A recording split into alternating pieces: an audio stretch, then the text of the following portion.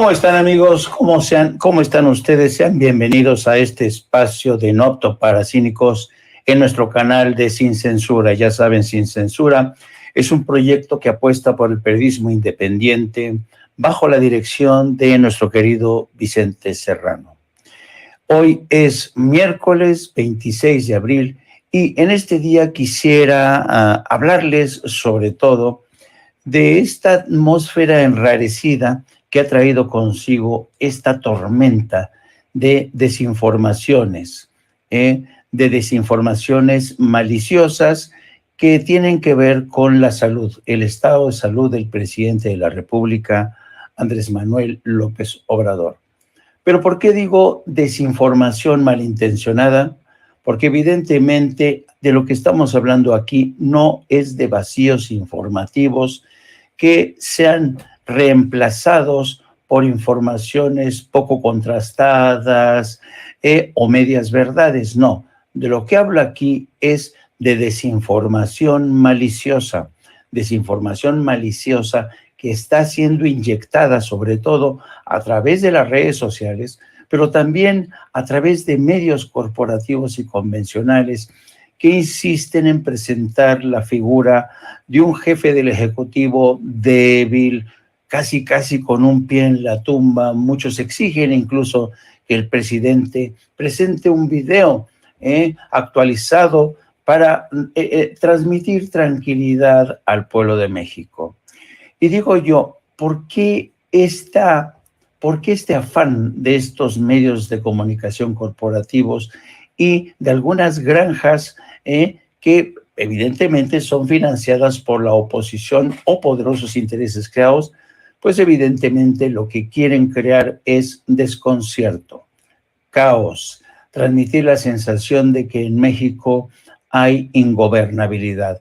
Y esta es una campaña que se identifica fácilmente porque no es la primera vez que lo vemos a través de las redes sociales y los medios convencionales que publican información falsa o torticera, es decir, torcida, a propósito.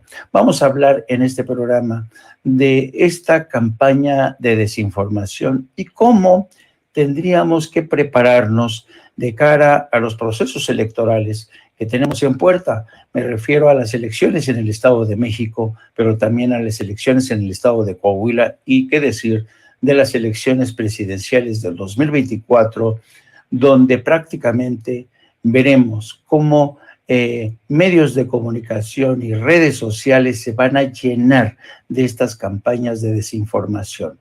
Pero arranquemos precisamente con esta preocupación que hoy mismo volvía a referirse el secretario de Gobernación en la mañanera, cuando Manuel Pedrero, de Reporteros MX, le insistió sobre esta campaña de desinformación que se ha disparado, se ha desatado desde distintos frentes. Vamos a ver cómo Manuel Pedrero le pregunta al secretario de Gobernación, ¿quién insiste que esta campaña solo revela o solo deja al descubierto a quienes tienen el alma podrida? Escuchemos. Correcto. Y para finalizar, secretario de Gobernación, en estos últimos días, honestamente, hemos visto tal vez posiblemente uno de los peores episodios de los medios de comunicación en mucho tiempo. Honestamente vergonzoso y aborrecible con las especulaciones, las inferencias que se han hecho a través de diferentes medios de comunicación, principalmente los corporativos, muchos de ellos vinculados desgraciadamente a negocios de iniciativa privada ajenos al periodismo y a la comunicación, como las farmacéuticas, como las cárceles. Y en estas últimas 72 horas sí me gustaría saber cuál ha sido o cómo calificaría su experiencia en esta interlocución con los medios, a pesar, nada más ayer, que 3 personas del círculo íntimo y de la máxima confianza del presidente López Obrador han asegurado que se encuentra bien y que se encuentra estable. El secretario Alcocer, su esposa Beatriz Gutiérrez en Villahermosa el día de ayer y desde luego usted. ¿Cómo calificaría usted estas últimas 72 horas ahora en esta interlocución de conferencias matutinas con el tratamiento que los medios de comunicación hacen en torno a la salud del presidente López Obrador. Gracias. Bueno, hemos sostenido aquí en este espacio que es lamentable, por decirlo de manera elegante, el actuar de los medios de comunicación o de algunos de los medios de comunicación, desde luego, pues están ligados a intereses políticos y económicos que han visto cómo se pierden los privilegios de los que abusaron durante décadas. Eso ya se terminó, es una nueva relación con los medios de comunicación y es una política pública de comunicación de manera directa con los ciudadanos. Yo puntualizaría que más allá de lo que usted señala, de que 3 personajes del círculo íntimo del presidente, yo le diría que cuando menos 2 de ellos, pues tenemos una obligación legal y constitucional, y el secretario de Salud y un servidor estamos obligados a hablar con la verdad y a decirle a los mexicanos cuál es verdaderamente el estado de salud del presidente. Él informó desde el mismo domingo que había sido positivo, que resultó contagiado de COVID y que iniciaba una etapa de aislamiento, y es lamentable, como lo dije ayer, pues todos esos que tienen el alma podrida. Es fascinante realmente. Fíjense ustedes, tenemos una noticia que ha estado dando coletazos desde el pasado fin de semana, cuando el propio presidente puso a través de su cuenta de Twitter que se había contagiado por 3ª vez de COVID, pero que el corazón estaba bien.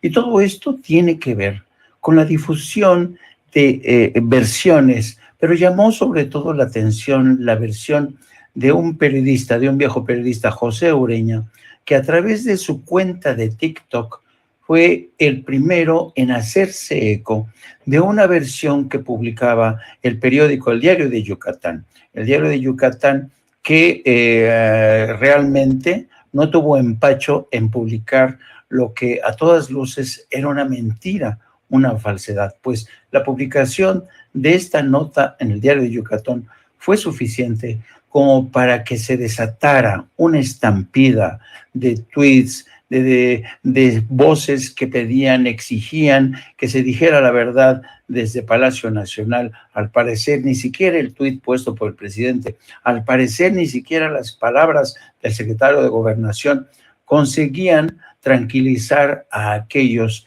que poco les valía esta notificación oficial, porque lo que querían en verdad es generar desconcierto. Vamos a ver este TikTok de este periodista José Ureña, que se hizo eco precisamente de lo publicado por el Diario de Yucatán. Todo pasó muy rápido. Estaba sentado para desayunar antojitos yucatecos cuando se fue de lado, se desplomó y nadie pudo detenerlo. Alarmados, militares y elementos de Fonatur lo levantaron, lo llevaron a un cuarto adjunto y ahí se valoró qué hacer. Se decidió llevarlo a una ambulancia al aeropuerto y de ahí a la Ciudad de México. Así fue como se desplomó el presidente López Obrador, según la versión de este testigo.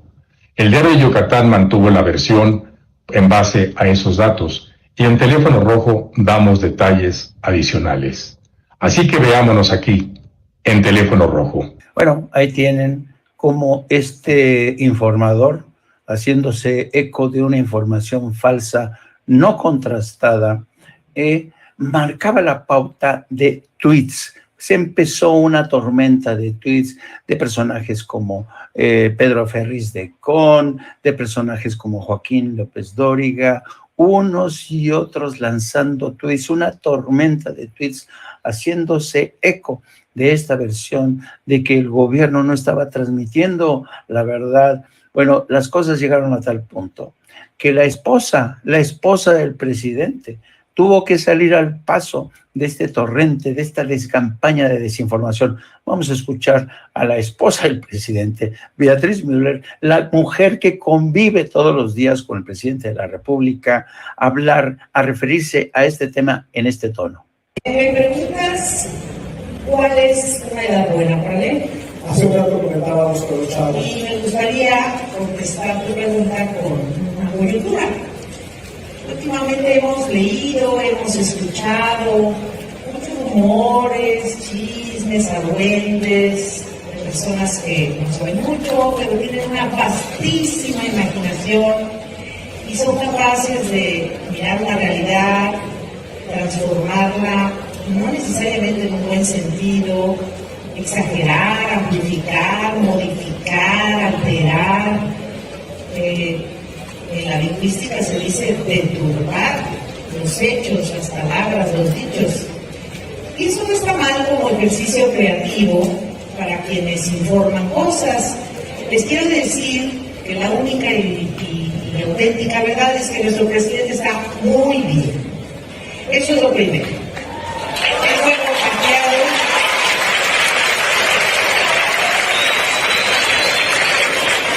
Él fue contagiado por COVID-19 y como todos saben, porque vivimos la pandemia, incluso ustedes tuvieron bastante tiempo sin ir a la escuela, aprendimos que una de las formas de curarnos y no contagiar es el aislamiento. Entonces nuestro presidente está guardadito, reposando como debe ser. Todo lo demás que se haya dicho sobre el COVID que tiene, ya queda en la inventiva de muchos que pues a lo mejor tienen mucho que hacer, y por eso contesto tu pregunta, Diego, porque leer es una forma muy buena de ocupar para unos el tiempo libre, para otros convertirlo en un modo de vida. ¿Y con qué objeto? Con el objeto de no creer murmuraciones, de no amplificar los hechos que no ocurrieron o de inventarlos con fines perniciosos, en fin. La lectura nos puede llevar a comprender mucho mejor la realidad que vivimos, pero también la realidad imaginada, pero no a la manera que les dije previamente, inventando con bastante audacia argüendes que no existen. Hay realidades como esta, estamos aquí reunidos hoy, el tema central es el libro, pero esa coyuntura que no podemos ocultar, porque muchos se preguntaban, ¿y va a venir la esposa del presidente porque el presidente se enfermó? Pues sí, aquí estoy, porque yo me estoy contagiada, lo dejé dormido, está tomando un tratamiento, ya lo informó el doctor Alcocer, y en 2 o 3 días seguramente me lo darán de alta. Pues ahí tienen las seguridades transmitidas por Beatriz Gutiérrez Müller, la esposa del presidente, que se queja de la inventiva y de la audacia de quienes se sumaron a esta campaña de desinformación a través de las redes sociales, que son hoy la plaza pública en donde todos opinamos, donde vemos que se desatan campañas desaforadas contra el presidente de la República, contra la 4T, y sobre todo también desde medios de comunicación convencionales que se han sumado a esta campaña. Ahora, hay que tener en cuenta que ya estamos en tiempos electorales, ya. Aunque esta campaña de desinformación y maledicencias contra el presidente arrancó desde que se sentó en la silla presidencial, esto lo hablo de forma metafórica, miren las redes sociales cómo revelan esta tormenta de ataques continuos, pero especialmente en esta última etapa. Aquí tenemos esta caricatura del genial Teta Monero que ilustra cómo a través de Twitter, sobre todo, se ha destilado este odio, estas ganas de desinformar, estas ganas de ver muerto al presidente de la República, Entonces, y además hay actores, hay protagonistas con nombre propio, por ejemplo, como Pedro Ferriz, que nuevamente está a través de las redes sociales insistiendo en que, por ejemplo, en Palacio Nacional están convocando a los gobernadores de Palacio Nacional para darles un reporte real sobre el estado de salud del presidente y suelta este latigazo final. ¡Hay tensión! ¡Ay, Pedrito Ferriz, Dios mío!